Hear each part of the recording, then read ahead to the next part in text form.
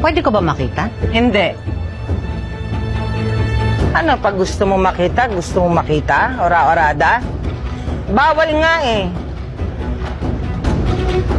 Ngayon, kung hindi ka naniniwala, ibabalik namin yung pera mo.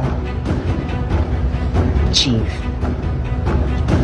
maayos akong nakikipag-transaksyon sa inyo. Kapag nalaman ko na tinatarantado ninyo ko, sisiguraduhin ko sa inyo lahat kayo matatanggal sa pwesto. Araw-araw, pagising pa lang namin, mga halang na bituka na nakakaharap namin. Huwag mo akong tinatakot.